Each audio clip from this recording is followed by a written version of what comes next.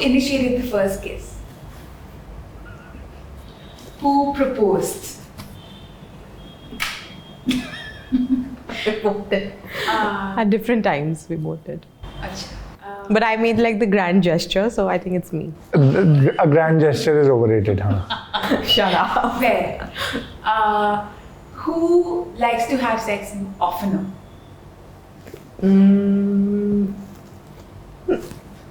Okay. Yeah.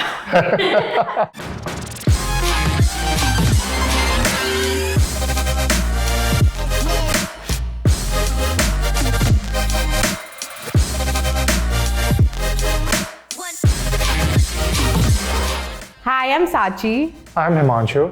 And we've been married for like 4 years now. And we've dated for about 2 years. You got that right, amazing. I'm happy.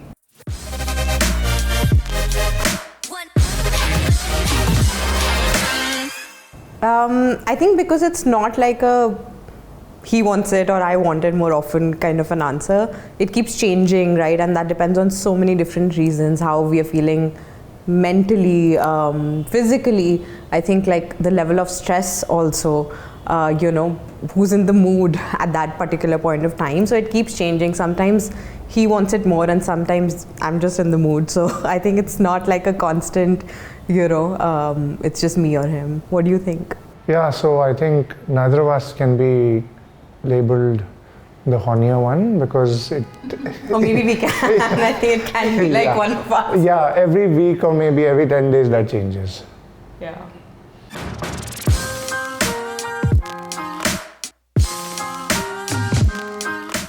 I sleep. Okay, so the thing is, you talk about it. It's a very simple thing. When we were younger, the very idea of a conversation wasn't normalized. That if you want something and the other person doesn't want that, you don't necessarily have to be offended, all right? So you talk and you ask the other person, why is it that you don't feel like it, and you understand. And I think with time you end up realizing that everyone has phases, and that's a lot to do with how much you're working and maybe overworking. What do you do in order to make sure that you're physically and mentally ready to be intimate? And how do you make the other person feel when they say no? So for example, if at times she wants it and I don't, or I want it and she doesn't, that's not the end of the conversation. We maybe just end up giving each other a hug, and it has taken us some time to come to this and to actually stage. get there. I think you're so right, because I feel like I go back in time and I think there have been moments where there have been times where when one person's wanted it and the other person hasn't, and there has been like a moment of friction in a way, like do I say it or do I not say it? And for me also, I think like I've worked on my communication skills as well in a relationship, because I feel like when we were dating, at least I feel like I wasn't as communicative as a person, and I think also like letting that ego not come in the middle of the relationship. I think that's really important. I think that's something we've learned over a period of time, and just like talk more now, no matter how you feel. So yeah, I think communication is important, and really like keeping your ego aside, not feeling bad about how the other person's feeling, and really addressing that then and there, and being more open. I think that's something we've kind of grown to be, when we've been together for these years. But I think it's also to do with, I just differ in one bit. We might not be able to address it. To what I say. No, but what I'm trying to say is, we may not end up addressing it right there and then. Yeah. Maybe the conversation happens 2 days later and the both of us are ready. Yeah. All That's right? true, yeah. So it's like, either of us would be like, I wasn't there that day, but why don't we go for it? It has taken us some time to be there and not feel rejected. And I think And like not judge ourselves or Yeah, like the or other, the other person person. also. Like I think that's taken time. And not put maybe labels. And I think I have come a long way in understanding a lot of these things since Sachee started working and building TST with you folks. Yeah, the idea is not to just feel. A lot of people end up wasting a lot of their the time for intimacy, thinking, okay, should I ask the other person? What if they say no again? But I think we've had those moments at times also. Yeah. Like I feel like when we didn't talk about it more.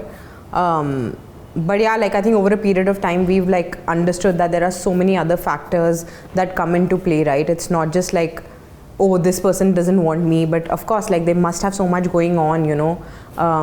So I think there are all these different factors that affect you, and we've learned that over time, and like we've learned how to be more open and more accepting, you know, of each other, and you know, like how we are feeling mentally, physically, what's happening in our lives, like outside of our relationship also. So I think that's important to acknowledge and really understand and talk about. And another thing which I think has changed with us with time is the acceptance of our bodies. That's also another thing, and the very fact that we talked about a lot of things that led to that acceptance. And yeah, to answer your question, what do we do if the other person is not in the mood? Let's try and do our own thing and sleep at times. So that too. And others, what else do you do to kind of build that intimacy? Since one person wants it and the other person seems to not want it. I think like not in the moment, but like I feel like maybe like planning things at times, you know, like taking time out for ourselves. I think that's important, and that's doesn't have to do with just like sexual intimacy, but like emotionally also in a way.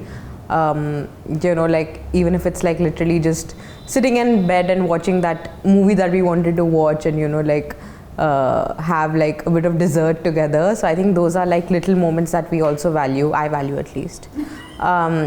So I think it's like those small things, you know, that kind of bring you closer also, like apart from obviously like the sexual kind of stuff.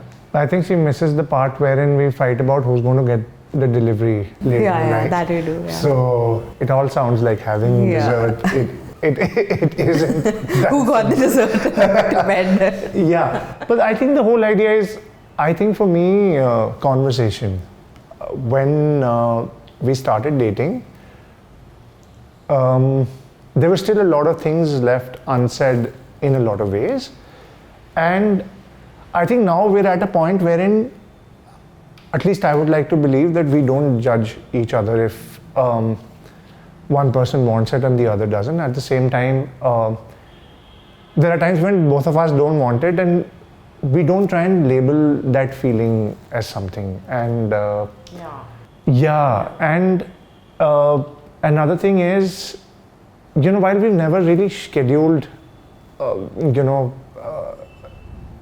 our Sex. Sex. But we have. When we were testing our lubes, we have scheduled sex. Oh, that's... We had to schedule sex because we had product testing to do. So that was important. But otherwise, yeah, I think we're in a good place because we started talking. And yeah, I mean, that should ideally answer.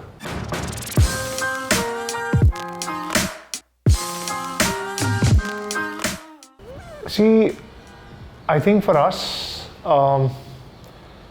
I'd just say that we've arrived at a point wherein we both respect what the other person wants, and we make an effort to know what they want. And like I like getting lit, and he, yeah. he rolls with it. So. So the whole point is respecting each other's needs and telling the other person when you don't really want it. So I think neither of us really looks at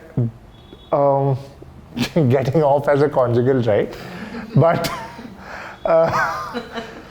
But yeah, I mean, if I was to talk in serious terms, I've been a part of some groups where there's a conversation wherein the husband in the relationship is talking about how it's the wife's responsibility to give them what they want and whenever they want, which I think is technically what marital rape is. And they often end up talking about very normally and being like वो एक thinking होती है ना कि किसी की ना में भी हाँ है, वो चीज़ को ग्लोरीफाई करना, and then talking about the fact that अब शादी हो गई है तो it's technically my right. I've been a part of such groups and it's very worrisome. It is triggering in a lot of ways, and it's the story of a lot of women who get married who literally have to sacrifice all their dreams and aspirations just because the men in the relationship want something at their own, on their own terms and conditions, and they can't really do anything about it. So how do you usually address this when it comes up in these sort of conversations? So there are different ways in which I've actually dealt with scenarios like this. So initially, when I really didn't know how to handle it, I would just snap. But what I realized is that when you have to communicate something, when you have to make somebody else understand what you're saying, you have to talk to them absolutely calmly, all right? Because if the other person doesn't end up listening to you when you snap at them, the entire message gets lost in anger, and the other person shuts down. So I've tried to have a conversation wherein I'm in my own small ways trying to communicate what equality in a relationship actually means and why consent even matters. But yeah, it's a tough conversation to have. It is just that earlier I used to choose to distance myself. Now I try and address it in my own simple way that I can. That's it.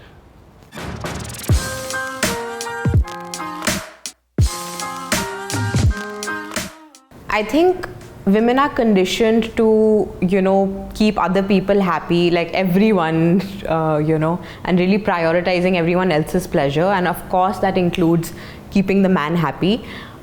So I think कभी भी हमें बोला नहीं जाता कि तुम ना बोल सकते हो, or you prioritize your own needs first, and that of course is really something that's passed on. That conditioning is passed on from the grandmother to the mother to the daughter, and so on.